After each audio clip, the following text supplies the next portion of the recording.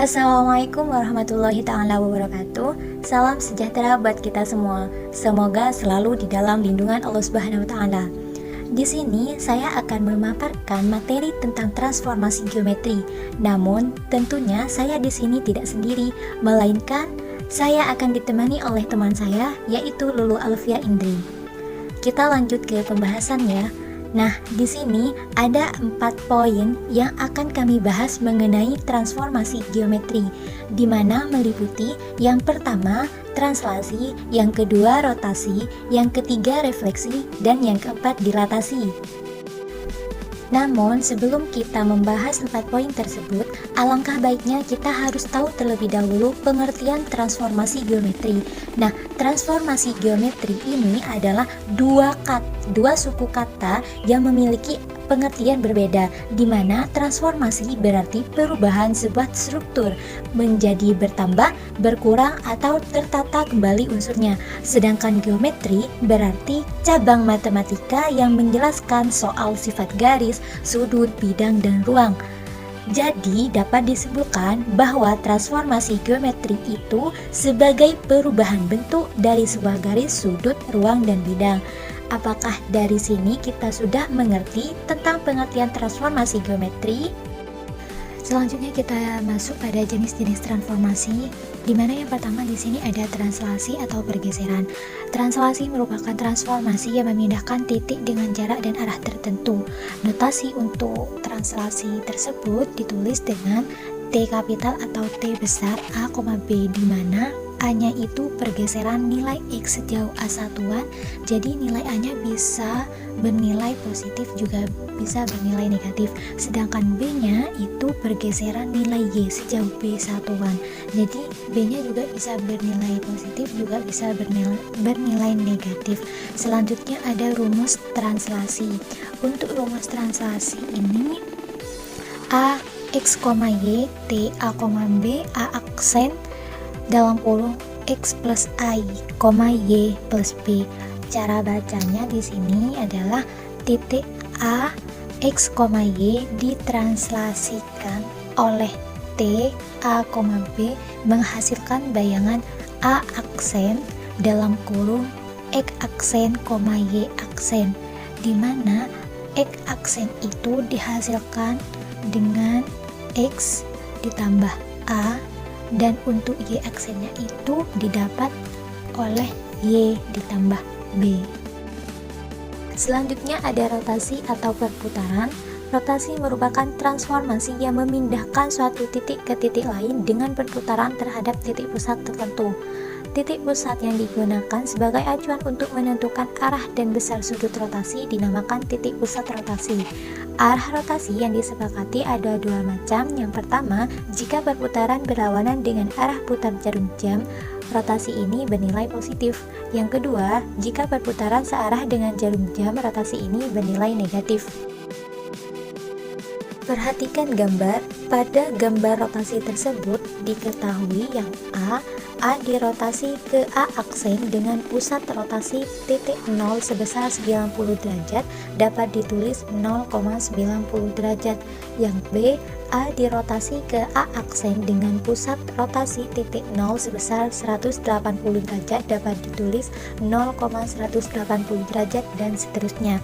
Selanjutnya ada rumus rotasi. Di sini dibagi menjadi dua. Rumus pertama adalah jika suatu titik dirotasi dengan acuan titik pusat. Rumus yang kedua adalah jika suatu titik dirotasi dengan acuan titik S dalam kurung P, Q. Untuk lebih jelasnya bisa dipahami dari gambar di samping.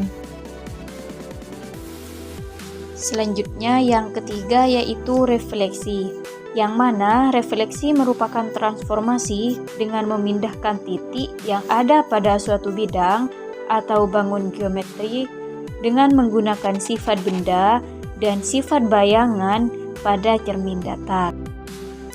Sifat-sifat bayangan itu ada 3. Yang pertama, bentuk dan ukurannya sama dengan bangunan asli, dan yang kedua, jarak bayangan ke cermin sama dengan jarak benda asli ke cermin, dan yang terakhir, bayangan bangun pada cermin berhadapan dengan bangun asli. Nah, di sini cara untuk menentukan titik koordinat dari hasil refleksi. Apabila kita memiliki titik A, X, Y, yang mana titik A ini merupakan titik awal, sehingga apabila dicerminkan terhadap sumbu Y ataupun sumbu X, maka akan menghasilkan bayangan berupa A aksen. Sehingga apabila titik awal A, X, Y dicerminkan terhadap sumbu Y, maka akan menghasilkan bayangan A aksen min X, Y. Dan begitu pula apabila dicerminkan terhadap garis Y sama dengan X, maka akan menghasilkan bayangan berupa A aksen Y, X, dan seterusnya. Untuk lebih jelasnya kita bisa melihat pada tabel yang sudah tertera. Oke, sekarang kita langsung ke contoh soal. Di sini tentukan bayangan titik A 3,2 jika direfleksikan terhadap sumbu X dan sumbu Y. Selanjutnya pembahasan. Sesuai dengan rumus yang sudah kita ketahui pada tabel sebelumnya, ketika ada sebuah titik A yang direfleksikan terhadap sumbu X, maka bayangan yang dihasilkan atau A aksennya berupa X min Y. Nah, dan ketika titik A tersebut direfleksikan terhadap sumbu Y, maka A aksen atau cerminan yang dihasilkan berupa min X, Y. Nah, kita bisa melihat pada gambar di bawahnya hasil pencerminan atau hasil dari refleksi dari sumbu X maupun sumbu Y. Dan yang terakhir yaitu dilatasi atau perkalian, yang mana dilatasi merupakan pergeseran suatu titik atau benda pada koordinat kartesius berdasarkan suatu perkalian. Tapi apabila dilatasi dilakukan terhadap suatu bangun, maka bangun tersebut tidak hanya bergeser, akan tetapi bisa diperbesar ataupun bisa diperkecil. Nah, untuk rumus dilatasi itu dibagi menjadi dua. Yang pertama, apabila didilatasikan terhadap titik pusat O, maka titik P, X, Y didilatasikan terhadap titik pusat O dengan faktor skala K, maka P aksen dalam kurung Kx, Ky. Sedangkan yang kedua, apabila didilatasikan terhadap titik S, P, Q, maka titik P, X, Y didilatasikan terhadap titik S, P, Q dengan faktor skala K, maka P aksen dalam kurung P plus K dalam kurung X min P, Q plus K dalam kurung Y min Q. Contoh, suatu titik P 8, A didilatasikan terhadap titik pusat O dengan faktor skala min 2, maka P aksen B, min 12. Maka hitunglah nilai dari A kuadrat plus B. Pembahasan. Sebelumnya kita sudah mengetahui dan kita sudah belajar mengenai rumus dilatasi. Di sini kita langsung memasukkan ke rumus saja, yang mana PXY atau P8, A dengan faktor skala 0, min 2. Min 2 ini faktor skala, 0-nya sebagai titik pusat. P aksen kita menghasilkan 8 min 2 dikalikan min 2 dan koma min 2 dikalikan A sesuai dengan rumus dilatasi terhadap titik pusat, yaitu P aksen Kx dan Ky. Selanjutnya kita akan menjumlahkan dari P aksen, yang mana 8 dikalikan min 2 sama dengan min 16, min 2 dikalikan A min 2A. Ketika sudah terbentuk seperti ini, maka kita akan mencari masing-masing nilai dari A dan B, yang mana di sini nilai B sudah kita temukan yaitu min 16, dan kita masih harus mencari nilai A. Min 2A sama dengan 12. 12 ini kita hasilkan dari P aksen di atas dari soal.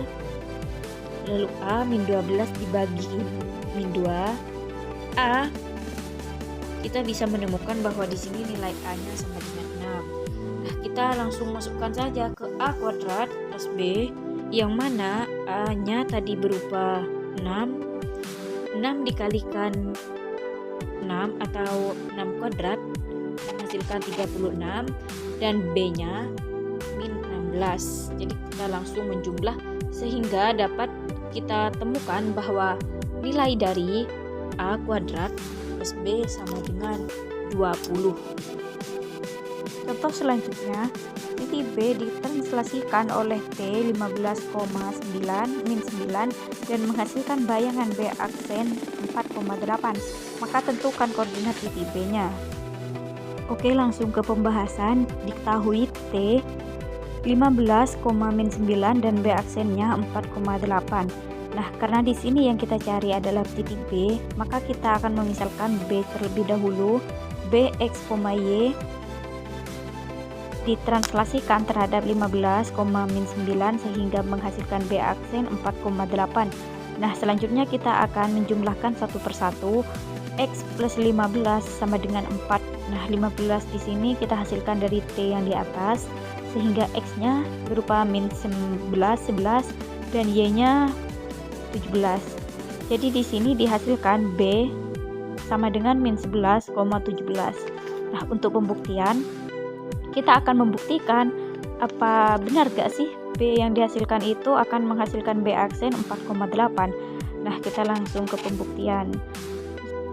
Kita akan langsung memasukkan titik B-nya yaitu min 11,17 dan ditranslasikan P-nya 15,min 9 sehingga B aksen ini kita sesuaikan dengan rumus min 11 plus 15 dikali 17 plus min 9 sehingga B aksennya 4,8. Nah, jadi ini sudah terbukti bahwasannya titik B yang kita cari itu nilai dari titik B-nya min 11,17. Kesulitan dan miskonsepsi yang sering terjadi pada siswa adalah siswa tidak dapat memahami materi transformasi geometri dengan baik dan benar, tidak teliti dan tergesa-gesa dalam menyelesaikan soal yang diberikan. Nah, tips dari kami ketika kalian mengerjakan soal transformasi geometri, yang pertama, pahami soalnya terlebih dahulu, pahami konsep matematikanya, dan jangan terlalu tergesa-gesa dalam menyelesaikan soal yang diberikan oleh guru. Demikianlah pembahasan yang bisa kami sampaikan. Kurang lebihnya kami mohon maaf. Wassalamualaikum warahmatullahi wabarakatuh.